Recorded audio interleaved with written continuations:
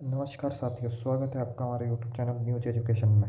Board और high court की चतुर्थ श्रेणी कर्मचारी भर्ती, एसआई भर्ती और पेपर लीक पर विधायक मनीष यादव ने उठाए सवाल।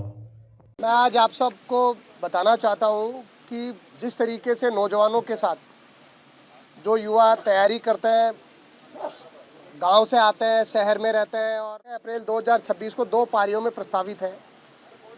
और ये जो 2 पारी में जो एग्ज़ाम हो रही है, ये सबसे बड़ा भ्रष्टाचार का कारण है। पहली बात, 2 पारियों में कोई परीक्षा होगी, उसके प्रश्न पत्र का स्तर है जो एक समान नहीं होगा और उसके बाद में नॉर्मलाइजेशन की प्रक्रिया अपनाई जाएगी जो बहुत विवादास्पद है। और दूसरा विषय है कि इंटरव्यू का, आप लिखित परीक्षा के बाद में जो इंटरव्यू लेते हो, साक्षात्कार जो लेते हो, उसमें ये सबसे पहले तो परीक्षा जो है वो एक पारी में आयोजित हो।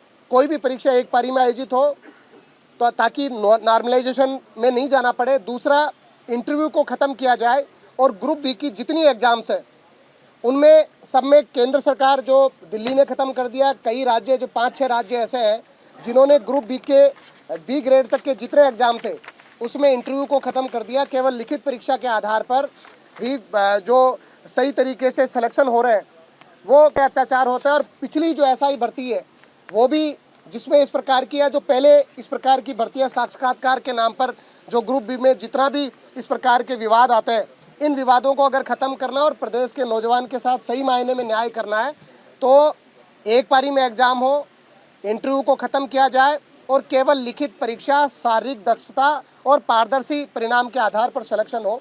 एक दूसरा एग्जाम्पल मैं आपको देना चाहता हूँ कि चतुर्थ श्रेणी का जो एक कर्मचारियों का जो चयन को लेकर के हमारा कर्मचारी चयन बोर्ड है वो लिखित परीक्षा ले रहा है। एक ही परीक्षा, चतुर्थ श्रेणी एक ही स्तर में 2 मापदंड है, हाईकोर्ट केवल इंटरव्यू के आधार पर कर रहा है और कर्मचारी चयन बोर्ड आयोग जो है, चयन बोर्ड जो है वो केवल लिखित परीक्षा ले रहा है। तो ये दोहरा मापदंड जो प्रदेश के नौजवानों के साथ है, ये भद्दा मजाक है।